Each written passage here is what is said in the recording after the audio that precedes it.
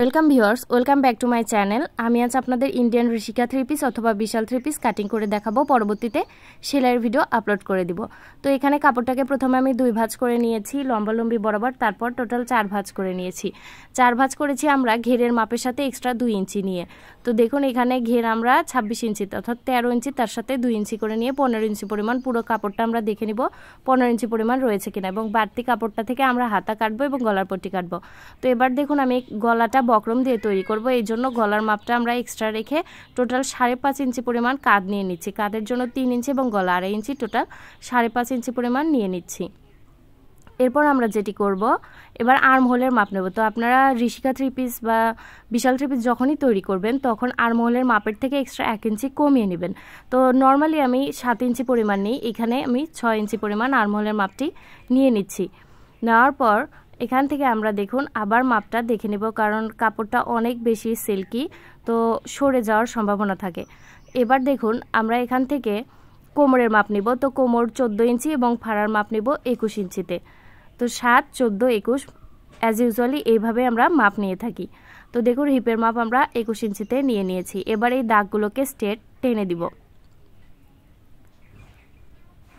তো এই 3 পিসের ক্ষেত্রে আপনারা 1/2 ইঞ্চি সেলাইয়ে রেখেই সেলাই দিবেন, অর্থাৎ 1/2 ইঞ্চি করে ধরে রাখবেন, এক্সট্রা নিয়ে রাখবেন। তো দেখুন আমি এখানে বডি 9.5 ইঞ্চি এবং সেলাইয়ের জন্য এক্সট্রা 1/2 ইঞ্চি ধরে 38কে 4 দিয়ে ভাগ করলে হয় 9.5 ইঞ্চি, এবং তার সাথে 1/2 ইঞ্চি নিয়ে 10 ইঞ্চি পরিমাণ নিচ্ছি বডিতে এবং এক্সট্রা নিচ্ছি 1 ইঞ্চি। অর্থাৎ অ্যাজ ইউজুয়াল আপনাকে বিশাল 3 পিস তৈরি করতে গেলে 1.5 ইঞ্চি এক্সট্রা নিতে হবে।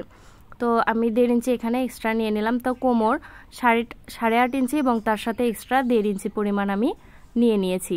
তো 40 বডির নিচে পর্যন্ত বডি এবং হিপের মাপ একই হয়ে থাকে, সেই জন্য আমি এখানে 9.5 ইঞ্চি এবং এখানেও 1.5 ইঞ্চি পরিমাণ নিয়ে নিচ্ছি। তো 40 বডির উপরে গেলে হিপের ক্ষেত্রে আপনারা 1/2 ইঞ্চি এক্সট্রা নেবেন। এবার নিচে থেকে শুরু করে ঘেরের মাপটা প্রথমে আমরা নিয়ে নিব। তো ঘের 13 ইঞ্চি এবং সাথে আমরা এক্সট্রা এখানেও 1.5 ইঞ্চি পরিমাণ নিয়ে নিব। নেওয়ার পর স্কেলের সাহায্যে এখানে স্ট্রেট দাগ টেনে দিব। তো দেখুন আর্মহোলের উপরে শেপ দেওয়ার জন্য আমরা 1.5 ইঞ্চি পরিমাণ করে নিয়ে আর্মহোলের শেপ দিয়ে দিব। তো বন্ধুরা, আমি আপনাদের জন্য রেগুলার সেলাইয়ের ভিডিও আপলোড করে থাকি। ছোট থেকে বড়দের বিভিন্ন পোশাক শিখতে চাইলে অবশ্যই আমাকে কমেন্টে জানাবেন, আমি আপনাদের সেটির ভিডিও আপলোড করে দিব। তো দেখুন এইভাবে আমি দাগটাকে স্ট্রেট, যদিও চকের দাগটা সেভাবে বোঝা যাচ্ছে না, তাই আমি রিপিট করে দাগটা দিয়ে দিচ্ছি। তো এখানে আমি 1.5 ইঞ্চি পরিমাণ নিয়ে আর্মহোলের একটি শেপ দিয়ে দিচ্ছি। তো অনেক আপুরা বলে যে তালপাট, হ্যাঁ 40 বডির নিচে তালপাট না কাটলেও হয়, আর তালপাট তেমন কিছু না, তালপাট হয় সামনের পাটে, এবং তালপাট মানে আপনি আর্মহোলে 1/2 ইঞ্চি পরিমাণ ডাউন শেপ দিবেন, এটাই হলো তালপাট। তো দেখুন এইভাবে যদি আপনারা ডাউন শেপ দিয়ে দেন, এটাকেই তালপাট কাটিং বলে থাকে। তো এই মাপ অনুযায়ী আমি কাপড়টাকে কেটে নিব। তো ঝুলের সাথে আপনারা এক্সট্রা 1.5 ইঞ্চি পরিমাণ বেশি নেবেন, নিচে 1 ইঞ্চি সেলাই যাবে এবং উপরে 1/2 ইঞ্চি। তো এখানে আমি পুরো কাপড়টাই নিয়ে নিচ্ছি। এখানে 44 ইঞ্চি পরিমাণ রয়েছে, জামাটা 42 ইঞ্চি পরিমাণ টিকবে। তো আমি পুরো ঝুলের কাপড়টাই নিয়ে নিচ্ছি, লং জামায় অনেক বেশি ভালো লাগে। আর নিচের দিকে আমি 1/2 ইঞ্চি পরিমাণ করে একটি রাউন্ড শেপ দিয়ে দিলাম, এতে করে কামিজের কোনা ঝুলে থাকবে না। তো আর্মহোল থেকে যে কাপড়টা বেঁচেছে এই কাপড় দিয়ে আমি গলার পট্টি কেটে নিব। সেজন্য 2 টুকরো কাপড়ই আমি আলাদা করে রেখে দিচ্ছি। এটা জোড়া দিয়ে আমরা বক্রম দিয়ে গলার পট্টি তৈরি করে নিব।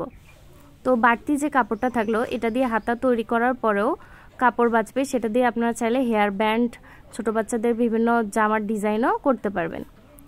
তো দেখুন এখান থেকে আমি বক্রমটা কেটে নিচ্ছি। তো বক্রমটাকে টোটালি 2 ভাঁজ করেছি।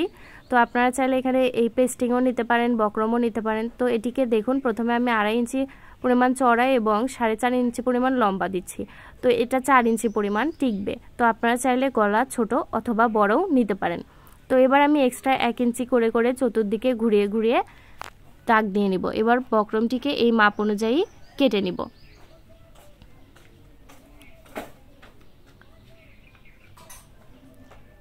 তো এইভাবে আমি বক্রমটাকে কেটে নিয়েছি।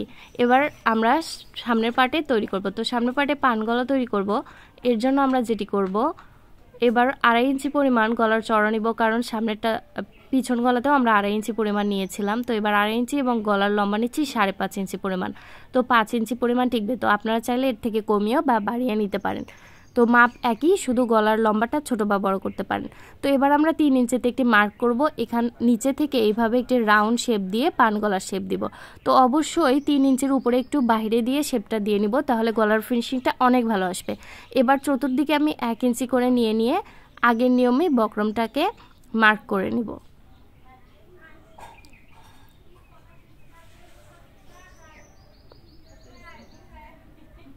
তো দেখতে পাচ্ছেন এইভাবে আমি চতুর্দিকে 1 ইঞ্চি করে নিয়ে নিচ্ছি। এবার আমরা এই মাপ অনুযায়ী বক্রমটাকে কেটে নিব। তো এর পরবর্তী ভিডিওতেই আমি সেলাইয়ের ভিডিও আপলোড করে দিব এবং লিংক অবশ্যই ডেসক্রিপশনে দিয়ে দিব। আপনারা চ্যানেলটি সাবস্ক্রাইব করে অবশ্যই ভিডিওটি দেখে নেবেন। তো এবার দেখুন আমি হাতা কাটবো। হাতার জন্য আমি হাতার সাথে আর্মহোলের সাথে এক্সট্রা 2.5 ইঞ্চি পরিমাণ কাপড় আপনাদের বেশি নিতে হবে। তো আমি হাতার 6 দুগুণ 12 ইঞ্চি এবং তার সাথে 2.5 ইঞ্চি বেশি নিয়ে আমি কাপড়টাকে 8.5 ইঞ্চি করে নিয়েছি।